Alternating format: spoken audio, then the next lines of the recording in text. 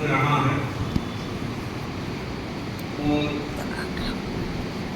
तीर्थंकरों ने लंबे लंबे तप किए, भगवान महावीर ने भी 6 मासी तप किए और उसके बाद में भी अनेक साधु संतों ने, साथियों ने, श्रावक श्राविकों ने कितने कितने बड़े बड़े तप किए। तो ये तपस्या की परंपरा जैन धर्म में चलती है और बड़ी कठिन तपस्याएं करने वाले धन्य हैं। इतने बड़ी बड़ी तपस्याएं करते कि आप धर्म संघ में भी ऐसे अनेक महान तपस्वी साधु साधियां हुए हैं। 5 तो तपस्वियों के नाम सभी जानते हैं, उनके नाम का ये मंत्र भी बन गए। तो ये बड़े बड़े महान तपस्वी थे और भी अनेक साधु साधियां हुए हैं जिन्होंने 6 मासिक तपस्याएं की। शांति विद्वान जी के साथ वाली साथियों ने एक साथ 6 मासिक तपस्या की। तो कितने ही साधु साथियों ने इतने लंबे तप किए। ये तपस्या की परंपरा हमेशा से रही है और अभी भी हजारों श्रावक श्राविकाएं मास भ्रमण की तप करते हैं, मास भ्रमण से भी ऊपर की तपस्याएं करते हैं। ऐसा भी 2 दिन पहले समाचार मिला कि पारस मुनि ने कितने दिन का पारण किया, 55 दिन की तपस्या का पारण किया। इतनी लंबी 55 तक की लड़ी कर ली उन्होंने, 1 से लेकर के 55 तक की लड़ी उनके हो गई। तो कितने तो मास भ्रमण हो गए होंगे। तो ऐसे ही नमी मुनि है, वो भी उनके भी 45 की तपस्या है, वो करते रहते हैं। साल में 2 मास भ्रमण कर लेते हैं। प्राय चौमासे में 2 मास भ्रमण तो प्राय हो ही जाते हैं। और भी बिहार के काल में भी, शेष काल में भी मास भ्रमण, उससे भी बड़ी बड़ी तपस्याएं करते रहते हैं। और पहले भी ऐसे धर्म संघ में अनेक बड़े बड़े तपस्वी हुए हैं। श्री शुक्ला जी स्वामी के लिए होटल में दीपिका बनाई थी, घोर तपस्वी हो, घोर तपस्वी। तो वो बड़े महान घोर तपस्वी साधु थे। और कितने श्रावक श्राविकाएं हैं, वो भी मास भ्रमण से ऊपर की तपस्याएं भी करने वाले बहुत हैं। तो सभी ये जैन धर्म में सभी परंपराओं में तपस्या होती है। मंदिरवादी समाज में भी बड़ी बड़ी तपस्याएं होती है। स्थानकवासी समाज में भी अनेक जगह बड़ी बड़ी तपस्याएं होती है। एक है स्थानकवासी में प्रवीण ऋषि जी, वो एक साथ भी 3-3 हजार अखाइयां करवा देते हैं। 3-3 हजार अखाई एक साथ में सामूहिक अखाई करवाते हैं और हर साल करते हैं, करवाते हैं। तो ऐसे अनेक साधु संतों के सानिध्य में, आचार्यों के सानिध्य में ऐसी तपस्याएं होती हैं।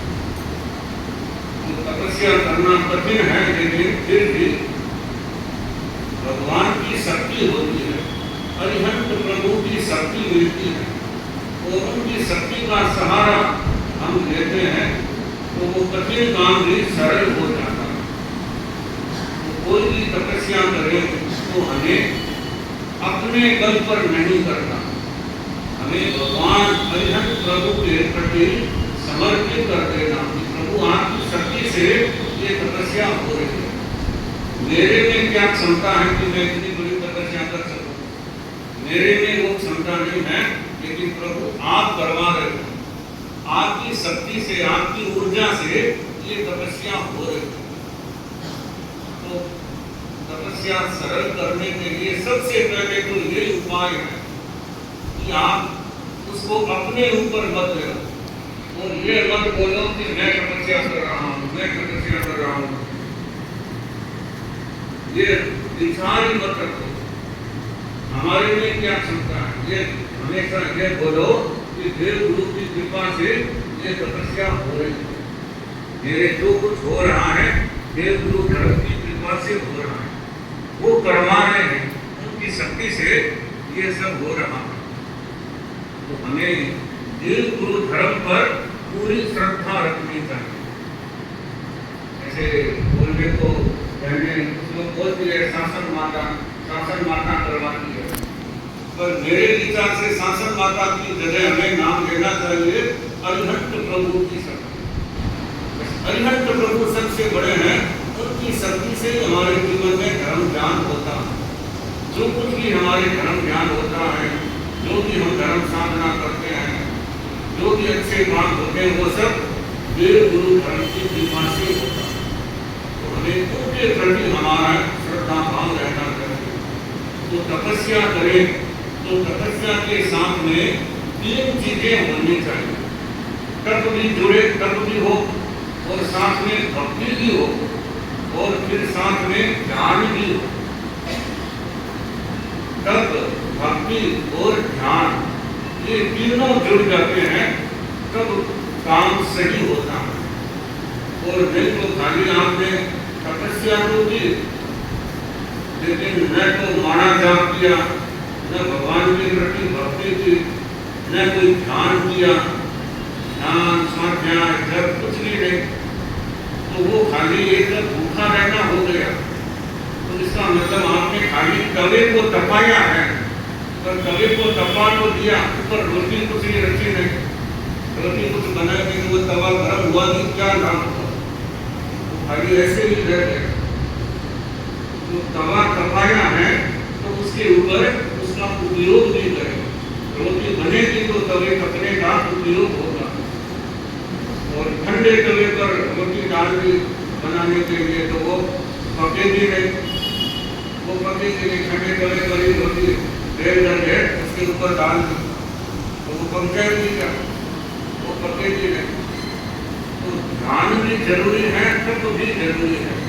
तप के साथ में ध्यान, ध्यान के साथ तप और साथ में भक्ति, भक्ति भी जुड़नी चाहिए। भक्ति किसके प्रति? अरिहंत सिंह भगवान के प्रति, पंच परमेष्टि के प्रति। वो भक्ति हमारे मन में जुड़े तो उस भक्ति से हमें शक्ति मिलती है। जितनी भक्ति बढ़ेगी उतनी शक्ति भी अपने को मिलेगी।